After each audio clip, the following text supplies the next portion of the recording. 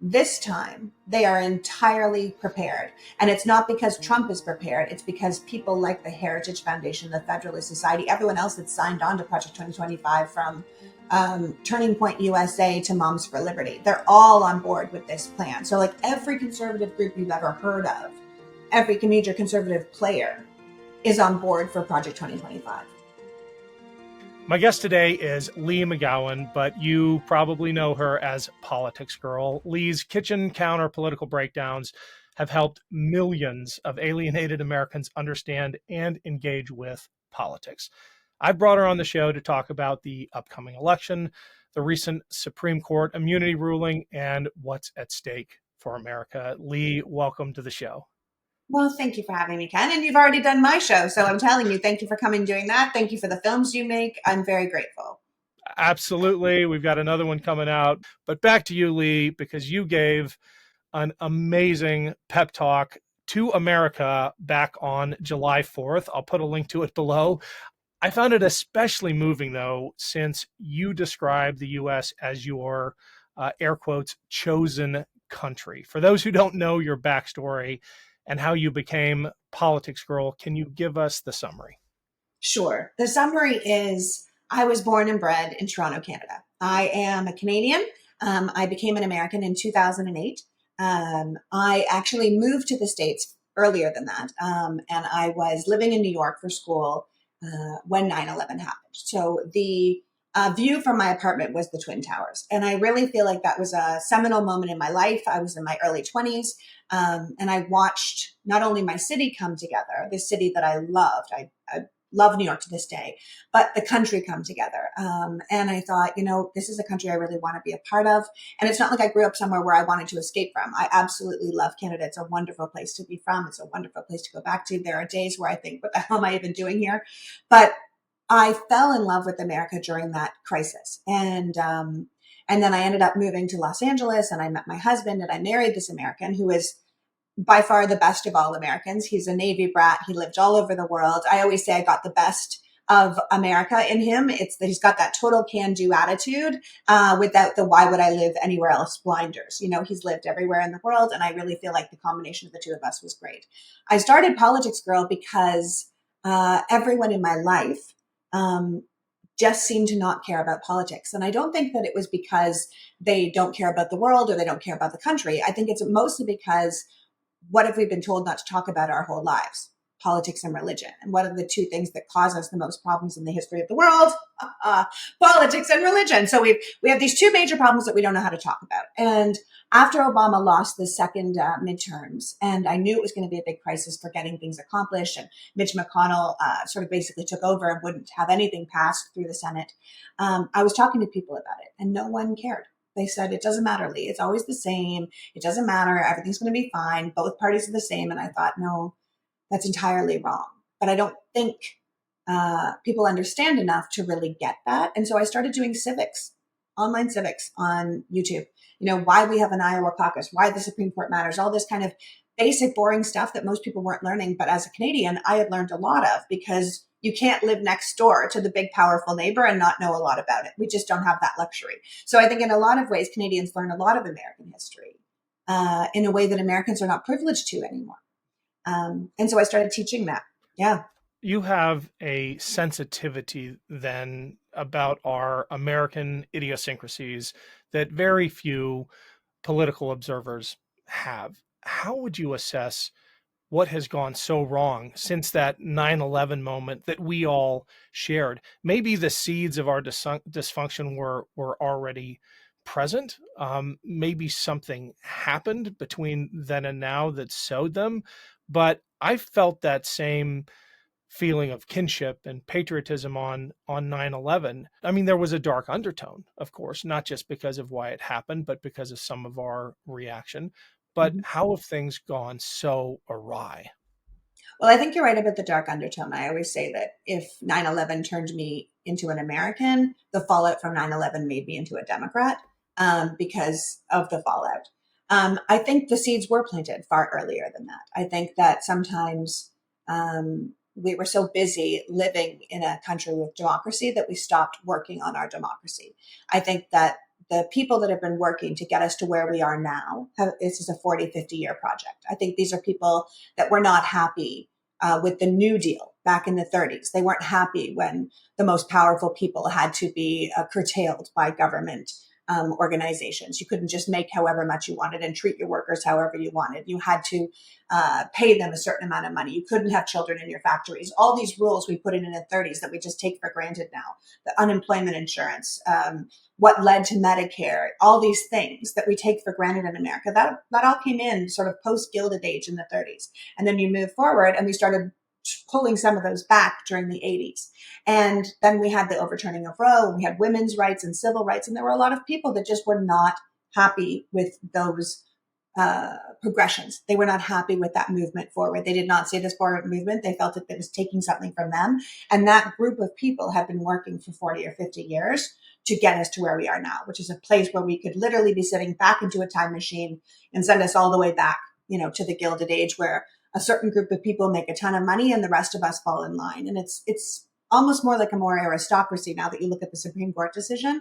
I mean, they basically said our president could be a king and he's going to have his little oligarch around him, and the rest of us can just fall in line. And I think Americans have to take a step back and say, it doesn't matter what my political persuasion has been. It doesn't matter what I've always voted. It doesn't matter if I think of myself as a Republican or a Democrat or whatever. What do I think America is? And I'm pretty sure most people would say, I do not think America is the land where a king has ultimate power and his, immediate court get to do whatever they want, and the rest of us are serfs on the land. I don't think that's what they would think. And I think that's what they need to vote against now. You've talked about this long-term generational plan. That's my word for it, for remaking American society in the image of Gilead, right? From The Handmaid's Tale. You also just referenced the Supreme Court. Can you talk about how those two intersect to make it real for this audience? This isn't some hypothetical conspiracy theory. The plan, just vis-a-vis the Supreme Court, to reshape it goes back decades. And you just reposted on Twitter a picture of Clarence Thomas and Harlan Crow and major donors that point to just how long-term the right's thinking is when it comes to this reshaping of American society. Yeah, I think we need to be really serious that this is the deep state that we keep hearing about. It's just not the people that are, accused of doing it. And I think the key player in that photo that you're talking about isn't just the Supreme Court justice or these billionaires that are funding them like Harlan Crow, but it's Leonard Leo. Leonard Leo ran the Federalist Society. He has said since he was in college that he wants a different version of America. He's hyper-Christian. He's in a group called Opus Dei. And he has had a vision for America that we are now seeing play out. The man has billions of dollars behind him. He ran the Federalist Society. All three of Donald Trump's Supreme Court choices were Leonard Leo's choices. Leonard Leo also takes credit for Clarence Thomas and Samuel Alito. And it is Leonard Leo's court that we're looking at. It is the Federalist Society's court. And Leonard Leo now has another group where he wants to take what he did to the court and do it to American society. It's funded by a group in Chicago. They already have billions of dollars to do it. These are organized, brilliant people. This is not like, oh, well, how can Donald Trump get all this done? This has nothing to do with Donald Trump. Donald Trump could be replaced tomorrow and we would still have Project 2025, the Federalist Society, the Heritage Foundation, the people that are doing all this. He is a figurehead to a conservative America that they believe always should have been here, where women knew their place and minorities knew their place and workers knew their place. And there is a hierarchy of power. It starts with white Christian men and it goes down from there. And they have always believed that we were going in the wrong direction. And they think that this is their last great shot to get it done. And Leonard Leo really is a absolute genius. It's just a terrifying position he's put the country in. So, Leigh, you've mentioned the Federalist Society a few times, and just a little personal anecdote here before I get your take. As a 1L at Yale Law School, or first year at law school, I saw them already trying to identify and target the best and brightest ultra-conservative minds to be prepped and coached and guided on that path to becoming the kinds of jurists who 15 years later would be issuing the rulings we're now seeing. They have a very long-term plan, and we are kidding ourselves to think otherwise. Absolutely. I mean, you only have to look at the election with Bush v. Gore, and it all came down to the 25 electoral votes in Florida. Obviously, the state was also run by George Bush's brother. He was the governor at the time. But on the group of lawyers that were fighting to stop the counting of the votes was Kavanaugh and Amy Coney Barrett. Like, they were already Federalist Society people, right? Then when we were, going after Clinton for having his affair with Lewinsky, Kavanaugh was on the lead of that campaign. It is the same people that they are moving through the system because they will do exactly what they're told to do. And then you look at people like Alito and Thomas and all of the connections they have to giant big billionaires paying for their mother's rent, paying for their trips, paying for their vacations, paying for their wives. Like, the corruption is so sickening. But I don't want people to think that what Leonard Leo has been able to do with the court, which is quite frankly a hostile takeover of an entire branch of our government, if you can no longer pass laws, if you can't get people on board with your ideas or your candidates or the things that you want to do, what they did was say, okay, no one likes our ideas. So we're going to go over here and we're going to spend 40 years taking over the court so that when laws are passed that we don't like, the court shut them down. So they took an entire branch of government over, and we need to acknowledge that, say, well done, well played, good on you. You did what you were meant to do. Now we're going to stop you. Now that we can see what you're going to do, because there are ways to manage this court. The legislative branch of our government is able to handle the court. We just have never talked about it before. We haven't talked about court reform because we all assumed the Supreme Court was, this high and mighty, sitting justices blind doing their job. And now we can see it is not. And we need to take action. You have been incredibly critical of the Supreme Court, but that's not an indictment of our legal system writ large. And the reason I want to have this conversation is because we still have a jury system that by and large works, that reflects just outcomes, as in the case of the 34 indictments and convictions of the former president. What we're talking about when we criticize the Supreme Court is the corruption of a handful of politically appointed justices. I mean, if a regular juror did half of what some of these justices are accused of doing, they'd probably be in jail. They certainly wouldn't be able to render verdicts on cases. But we are making a clear distinction between the legal system writ large and the Supreme Court, which has become a hyper-partisan political organ. Yeah, the Supreme Court is no longer working within our rule of law. I mean, they literally just took our Constitution and set it on fire by saying the president is above the law. And I think we need to really acknowledge that, because one of the very first things this country was founded on was that we did not have a king. That was the whole point of becoming independent. So if you are an originalist or a textualist and you say, I'm just here to, say what the Constitution says, the Constitution definitely does not say the king, the president is above the law. So once they made that distinction, you can say, okay, these guys clearly are not working within the bounds of what they're supposed to be doing, which is basically reading the Constitution as it was meant to be. Even Alexander Hamilton, like way back in the day when he was writing the Federalist Papers, he wrote Federalist Paper 78, and he basically said, the court does not sit above the other branches of government. The court is, the people come first. And if the people don't like what's happening, the people always have the choice to move things around. And that's why we vote for the legislators, and the legislators hold the judicial accountable. And so, no, there's nothing wrong with our actual justice system. There is something wrong with the justices, particularly 6 Supreme Court justices that were put there with a specific goal in mind, and they are following through with that goal. You wrote this, or you included this in one of your recent monologues, and I think it's spot on. You said the Supreme Court of the United States is corrupt, and we do ourselves a disservice as citizens to think otherwise. The only solution to a corrupt court is a powerful legislature to hold them accountable, to pass ethics reforms, to expand the court if necessary, to impeach the justices if need be. I mean, that's the point we're at. For the first time in in my political memory, the court has become a top issue for Democrats. We always ignore it. We always assume that it's going to be above the fray and that its members, the Supreme Court members, are going to operate in good faith. Do you think that has changed? Do you think enough Democrats will finally care about the Supreme Court in this election year? Yeah, I think they can't not care. Joe Biden has already come out and said, like, oh, I've been given the power of a king. I'm not going to use it.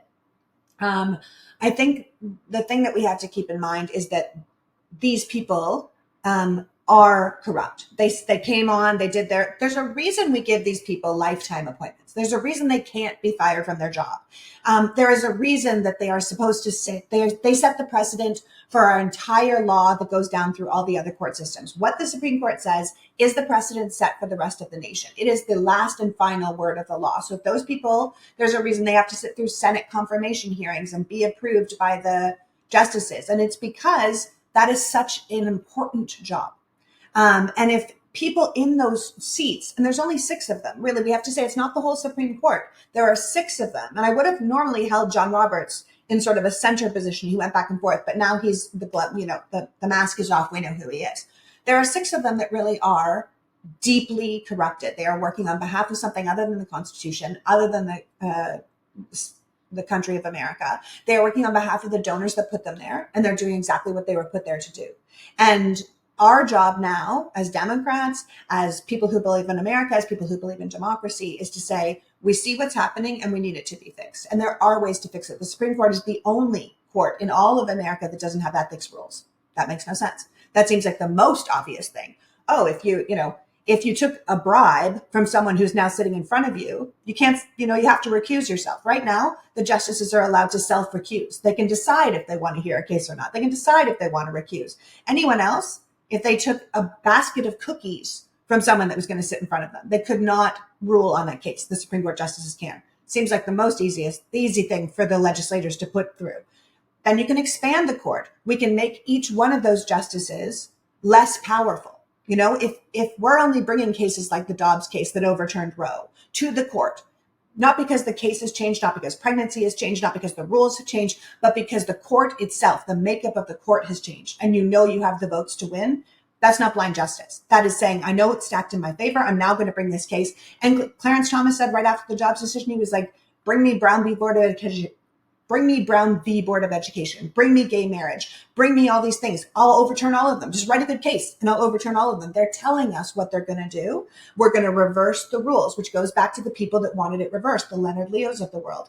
This is what they want. They don't like workers' rights. They don't like civil rights. They don't like women's rights. And they're setting up this court to reverse all of it. So we as Americans and voters and people in power have to say, listen, we're not going to allow you to do this. And here are the steps we're going to take. A couple of those guys deserve to be impeached. We've had 23 impeachments in the history of our country and only 8 removals. You have to be impeached and then you have to have a trial, and it would be if you are removed. We've only had 8 removals in our entire country's history, and they've all been federal judges. So we need to literally look at Alito and Thomas pretty damn quickly, and they could be impeached. These are all possibilities that need to be taken.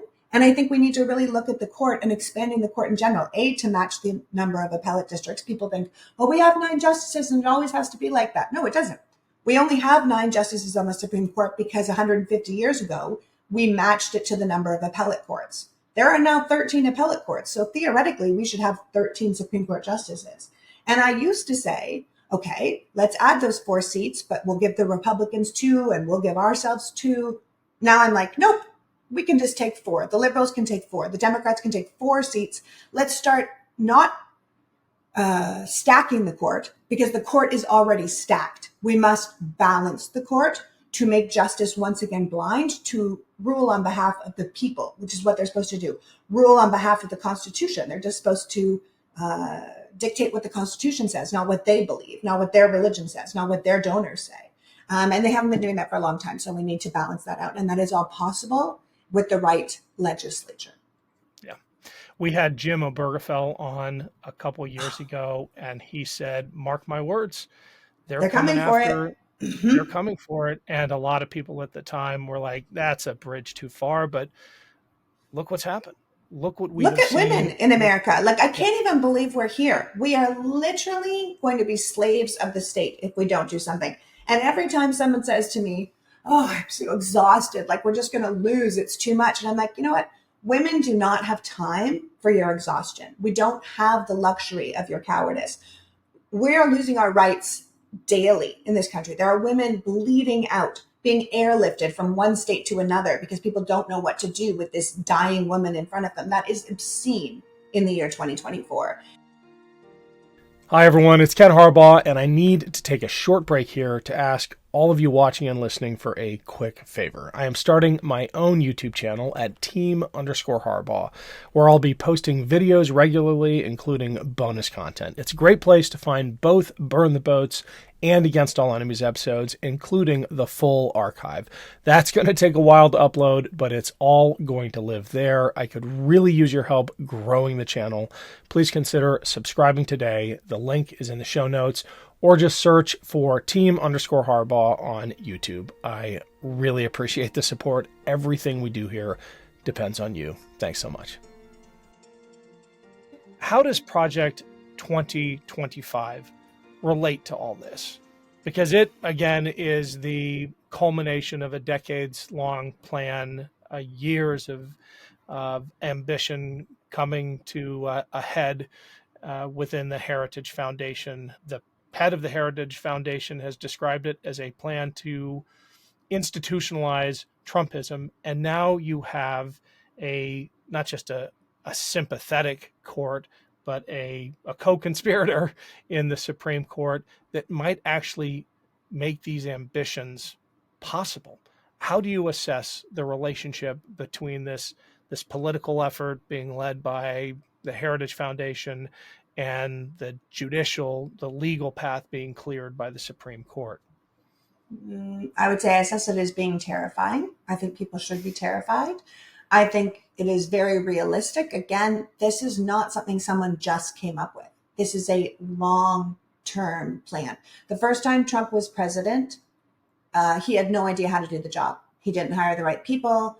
He was all over the place. They always make the joke they didn't know where the light switches were. This time, they are entirely prepared. And it's not because Trump is prepared. It's because people like the Heritage Foundation, the Federalist Society, everyone else that signed on to Project 2025, from Turning Point USA to Moms for Liberty, they're all on board with this plan. So, like, every conservative group you've ever heard of, every major conservative player is on board for Project 2025. And it is organized by smart people who have read our system and read our laws and know how to find the loopholes. And that all starts with something called Schedule F.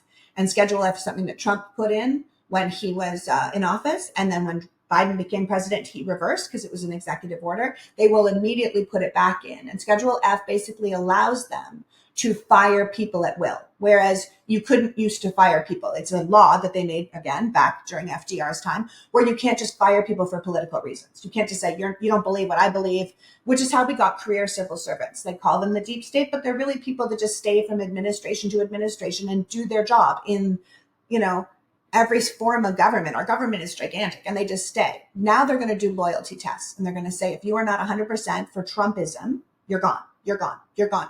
And, they started with 50,000 federal workers, and the head of the Heritage Foundation has said, no, it's going to be way more than that. They are going to surround the entire government with loyalists. Now, first of all, I don't know how you run government agencies with a bunch of people that don't know how to do it, but are loyal to Donald Trump. That seems bananas. So good luck getting your, checks on time, if you get a check at all from the government anymore. But on top of that, you're creating an authoritarian government. You're saying, here's the person in charge. Everyone else is deeply loyal or they're gone. And he's talking about locking people up. He's talking about locking Liz Cheney up, having military tribunals for her. For what? Speaking out against him? That is terrifying. And as you're saying, we now have a court in place that would say, perfectly within the official duties of the president to have military tribunals for someone who spoke out against him. And as Americans coming up on an election, you have to say, that's a bridge too far. I cannot do that. And I don't care how I feel about Joe Biden. I can't have that as my America or the America of my children. Yeah. And it's not just, 50,000 federal workers being tossed out for Trump loyalists is bad enough, but they're talking about the heads of agencies. They're talking about the military, gutting the leadership ranks of the military to make sure it's populated with Trump loyalists, even if removing a Yeah. one-star general into a four-star billet, because Trump doesn't want to have happen what happened the last time he tried to, for example, send the 82nd Airborne into DC. He wants people who will say yes to him no matter what. And they are willing to Yeah. provoke violence to do it. I want to show you this video of the head of the Heritage Foundation, Kevin Roberts, talking about this Second American Revolution. That we are in the process of the Second American Revolution, which will remain bloodless if the left allows it to be. Leigh, that is chilling stuff coming from the head of what used to be one of the most respected conservative foundations, think tanks in the country. He is basically saying, nice democracy you have there if you can keep it. Yeah. Well, he's also speaking in what women would recognize as rapist talk. He's saying, look what you made me do. You'll only get hurt if you don't lie there and take it. Like he's saying it's will be the left's fault if it's violent. He's absolutely saying I'm going to be violent provided you don't roll over. And it is the thing about this man, and he's been all over the media lately, is the casual chilling coldness in which he says the things that he says. Yes, we will be getting rid of way more of those people. Yes, there is a way to be.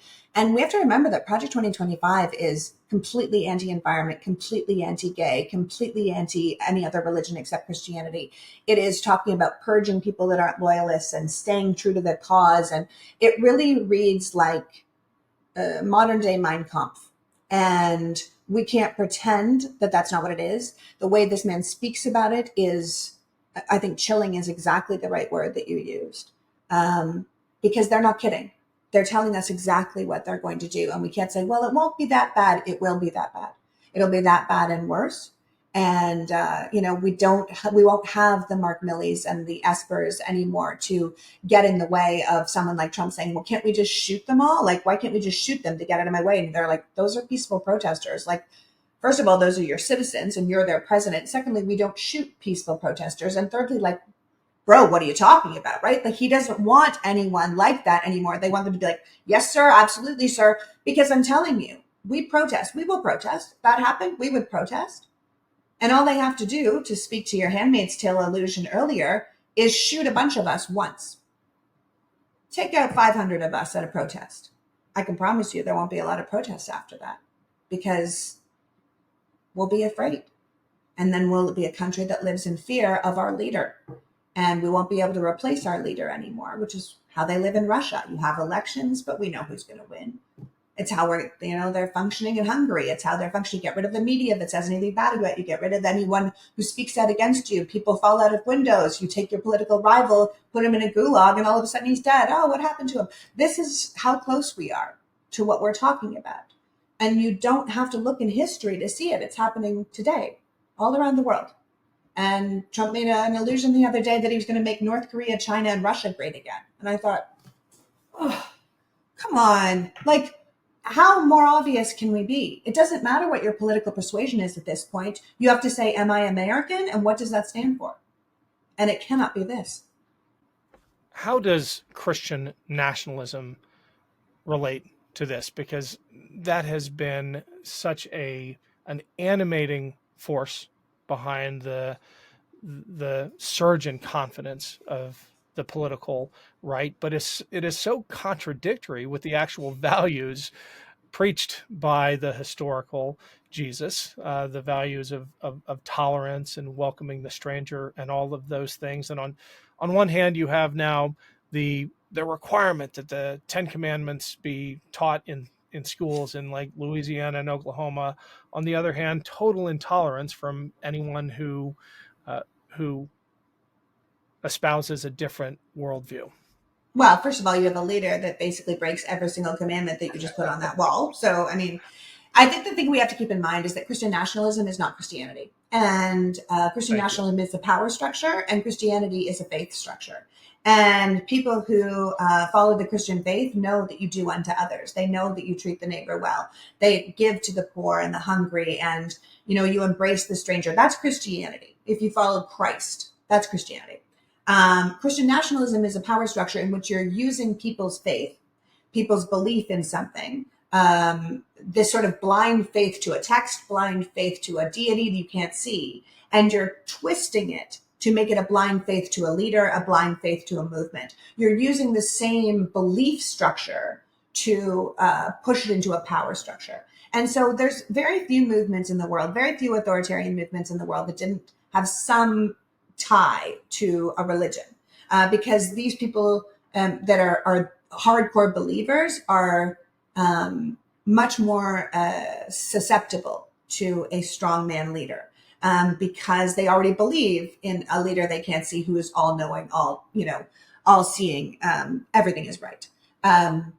And it's interesting to see a country that based its history on the separation of church and state now trying to create an absolute, a meshed church and state. Because I think, if you think, well, I am a Christian, so I'll do fine in a Christian nationalist America. And I would say, no, you will not, because which Christianity are you? Which version of Christianity are you? Because not all versions of Christianity have a place in this new world order that they're talking about.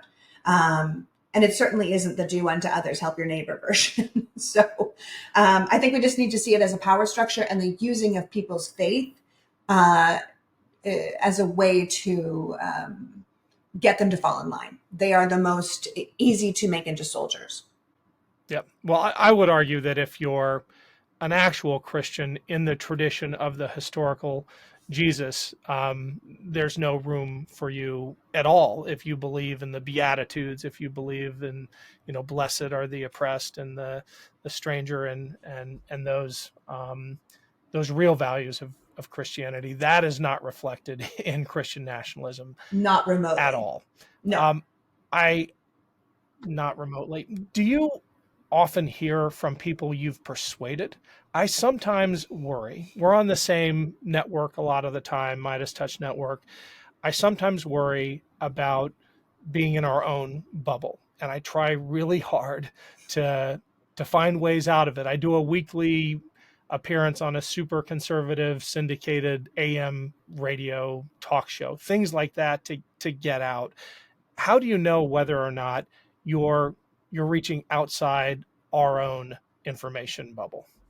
Yeah. Okay. I think you're entirely right about that. I do think that people like to be in their bubble. It makes them feel safe, whether you're in a right-wing bubble or a left-wing bubble. I think it's great you're doing that radio show. I'll have to watch that for sure. I listened to that. That sounds amazing. I do think that a lot of this real hate, right-wing conservatism actually grew in the radio space through people like Rush. So I think that that's terrific that you're doing it. I think that ultimately I do my rants in my kitchen as a way to reach the divide, because that's not through a liberal network. That has a place. I think a lot of people are always surprised I live in Los Angeles because my kitchen is so not Los Angeles-y. I'm always like, oh, I guess I'm not fancy enough to live in Los Angeles. It makes me laugh. But I live a real life and I'm a real person. And I think that it helps people to see that I'm just an American, that at the end of the day, this is a we the people, nation. And I am of the people. I chose this country. You started this show by saying it's my chosen country. I believe in this nation. I have faith in this nation. I have faith in the people of this nation. One of the reasons I talk from my kitchen is because I'm just one of you, and here are my thoughts that I'm having. I also, as it's going to sound like a shameless plug, but I have a book coming out in September, and it's called A Return to Common Sense. And it's about returning to our values as a country, returning to who we are. And I believe that there are 6 things, which is what I lay out in the book, that it doesn't matter where in the political spectrum you sit, you would agree makes America America. And if we back it all up and we start from those 6 foundational principles, which is like America's a land of freedom, every citizen should have a vote and their vote should count. The law should apply to all of us, right? Like these basic tenements. If we took those 6 foundations, not only could we build a better, stronger nation on top of it that wasn't politically divided, we could say, yeah, no, we agree with these things. And if we look at it through a lens, if we look at America through a lens, if we look at our legislation and our politicians and the things that we're doing through the lens of, does it fit into these 6 things that we can all agree on? And if it doesn't, then we're not going the right direction. It's not an American decision, as opposed to a conservative decision, a liberal decision, a Republican decision, a Democratic decision. Is it an American decision? Does it fit with American fundamentals? That's what I wanted to build on, because I do think that we need some way to get back to a place, guideposts to get out of this mishigas mess we're in right now. And I think that this is the way we're doing it. So I wrote the book specifically from a common sense place. Of course it's going to have liberal values in it. That's where I sit. But I wouldn't say I'm a Democrat. I would say the Democratic values more align with who I am as a person. But I think they more align with who America is as a nation. Right now, whatever the Republican Party has become, this white Christian nationalist, take it all back, put us in a time machine, treat workers terribly, poison the environment, what's more for me, gimme. I don't think that's America at all. And I think most people, if they really sat down and thought about it with common sense, would agree with that. And so there's only one party right now to get us, keep democracy's head above water. But you don't have to be a Democrat to vote for that party. You say, I want to get democracy's head above water, and that party's going to drown us. So move forward. We're a baby nation. I say this all the time. We're 250 years old. In the history of the world, we're like teenagers, right? We're acting out. We're acting like jerks. It's that America is so powerful. We're such a powerful nation that we don't have the luxury of screwing it up for 250 years and then being like, whoops, guess we shouldn't have gone authoritarianism. We don't have the luxury of that. The planet doesn't have the luxury of that. The world doesn't have the luxury of that. We have become, what we said with the big banks, too big to fail. So America has to get it together for this election and then start building something better. And I really believe we can do that. And that's not a left or right position. That's an American position. Yeah, for sure. I'm glad you brought up the book, because I wanted to ask you about it, and I want to make sure people can pre-order it. We'll put a link in the notes. Your subtitle is How to Fix America Before We Really Blow It. And I, of course, haven't read it yet because the galley copies aren't out.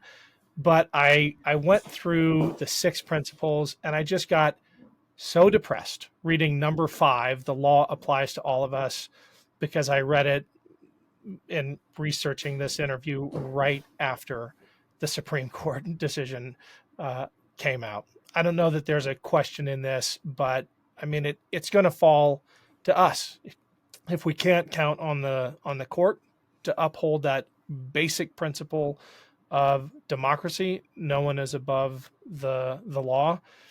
Then it's got to be the legislature, and we pick that. We pick that. Here's the thing. It is a scary time to live through. It is a terrifying moment in American history where we are right now. But we also sit at this point of great power if we choose to take it. If we voted at 100% in this country, I would be like, geez, we're in a lot of trouble. But we don't, right? We don't. 1/3 of the country doesn't even vote. People vote like the way they've always voted because they're not paying attention. There are places that vote at 34%. There are places that vote at 46%. You get 10% more out in all of those elections, we could change states. We could change the course of the nation. There are 6 to 9 million people abroad, Americans abroad, just Democrats abroad every year that could vote in elections and change all of our elections. We have so much power to fix this, so much power to put better people in the legislature to represent us. You go, how is it that we all think that we should have better gun laws and yet we never get them? Well, there's a reason for that. It's called the filibuster. And we need to put better people in that will reverse the filibuster and allow us to have higher minimum wage, better healthcare, better gun laws, these kind of things that will keep us safe and healthy and flourishing in America. All possible if we realize all the power that we have. And what these people at the Heritage Foundation and the Federalist Society and the courts of America don't want us to know is how incredibly powerful we are. They want us depressed. Now they want us replacing our president in the last minute as if an incumbent doesn't have an 80% chance of winning. They know that. That's why they're trying to convince us to change our candidate.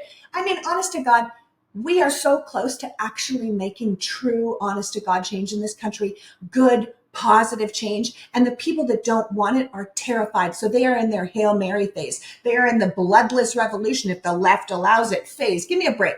No, We can absolutely fix this, and we can fix this with voting. We can fix this with picking better legislatures. Absolutely no Marjorie Taylor Greenes, a million John Ossoffs. Like there are so many wonderful politicians that we forget because we paint them with such a broad brush of they're all terrible. They're not all terrible. And in fact, it's on us putting a single terrible person in there. There's only 535 people in the entire country that can make federal laws. Why are we putting a single Lauren Boebert in when we could put 10 Jamie Raskins, right? It's just not, it's on us. But that's also super exciting because it's on us. We get to make the choice. We, the people, right? I'm glad you mentioned Lauren Boebert because I think Are her you? story, I am, because it is so illustrative of the trajectory of today's Republican Party. You saw this recent round of primaries, and which direction did the Democratic Party go in? It picked moderates. It picked people who are serious about governing. Who did the Republican Party pick? They went back to Lauren Boebert. Yeah, they picked yahoos because we've become a social media culture. We've become a who can get the most airtime culture, and the Democrats are still trying to do the job of governing. They're still trying to actually do the work, and we have to remember that these jobs these people have, it is work. These are the only people that have the power of the purse strings for who pays for America. These are the people paying your federal workers. These are the people paying your aviation and making sure planes don't fall out of the air and the food you eat isn't poisoned and the drugs that you take off the shelves aren't going to kill you. These are all government agencies. These are important jobs. These people are doing important work. And we don't have the luxury of putting yahoos who can get a lot of airtime in those positions. It's a real job. You wouldn't just pick the best social media person to do your brain surgery. And you shouldn't just pick the best social media person to do your governing, because honestly, these are essential work that they're doing. And so, yeah, no more Lauren Boeberts. It's obscene. And there's always going to be some cuckoo bananas person in there because, it's made up of humans. And some of us humans are, we've lost our minds. And in some ways you go, okay, well, that's direct representation. Some people are nuts. And they should have a nuts person to represent them. And that is democratic. That is democracy. But we need more people fighting against them. We need more people who are smart and prepared for the job and ready to do it and take it seriously. And we actually do have a lot of them. It's just that right now they're either lost because they're cowards in the Republican Party and they can't stand up to the worst amongst them, or they are brilliant and we don't see them because they don't get a lot of airtime when the Lauren Boeberts of the world are on our screens. This question is not a pivot away from President Biden because he's got the delegates. He's our nominee unless he decides to release the delegates. But you did a show recently about Kamala Harris and her incredible record of accomplishments. And this quote actually stuck with me. I'm going to read it to you, and then I want you to summarize your bit on Vice President Harris. You said, there's a point where we have to ask ourselves, how competent and qualified does a woman, especially a woman of color, have to be taken seriously? And that is such a perfect description of what has happened to Vice President Harris with this, I think, very coordinated onslaught of attacks against her. Well, listen, our country, sadly, is still quite misogynistic. So it doesn't matter if you are a white woman like Hillary Clinton or you are a person of color like Vice President Harris. We are a misogynistic nation. We are dependent on women in almost every aspect of our lives, and yet we want to control them and we want to treat them like they can't possibly lead. Vice President Harris is about the most accomplished vice president we have ever had. And most people have no idea what she's done in her life. They have no idea how accomplished she was as Attorney General. They have no idea how accomplished she was as a senator. They have no idea how accomplished she was being reelected in multiple jobs throughout her life. She is a powerhouse in the Biden administration, and most of the time we never see her. And in some ways, that's the vice president. That role itself is essentially a very weird role. It is a consummate second banana role. You can't take power, or, you can't shine. You have to shine your light on the president. The light cannot shine on you, but you have to be competent enough that when the president's time is over, the party will turn to you to lead. It is a weird role. John Adams was the very first vice president And he was Washington's vice president. And he wrote to his wife to basically say, well, my country in its wisdom has given me like the worst role that anyone could ever have in their entire life. Because it is a terrible job. If you can, I say in the same thing about Kamala Harris, if you can tell me some great accomplishments from vice presidents of the past, I would pay you money. Because I bet most people would be like, I said, well, they did, like most people have no idea what the vice president did. And yet the fact that Kamala Harris hasn't, solved world hunger and, changed, attire at the same time is impossible for people to function. She's an idiot. She's muzzled. She's this. She's that. She's brilliant. She's a brilliant woman. She's young. She's brilliant. If you're concerned about Joe Biden's health, she's right there in the wings. Quite frankly, if Joe Biden could make it to January 21st, 2025, and he said, thank you very much. I'm so glad you chose the Democratic Party. I'm so glad we're going in this direction. If he said, now I'm going back to Delaware with my wife and my grandchildren, we would be in absolutely stellar position with Kamala Harris as our president. Whatever ends up happening, we have an absolute powerhouse in the wings, and everyone should be thrilled about that. We have the numbers to win right now with Joe Biden. We have the numbers to win. We have the incumbent advantage. We have a huge war chest. No one should be questioning if the Democrats are going to win, and no one should be worried about Joe Biden's age because Kamala Harris is right there. Yeah. Well, not just with Kamala Harris, but with the Democratic bench, we have an incredible future. And I was, who was I talking? Well, one of our recent guests, we were doing the apples to apples comparison of the Republican bench and who they are setting up for leadership versus the Democratic bench. And I am bullish on America's future if the Democrats can gain power, because we have some really impressive people. We just need to message to the American people in a way that is convincing and compelling.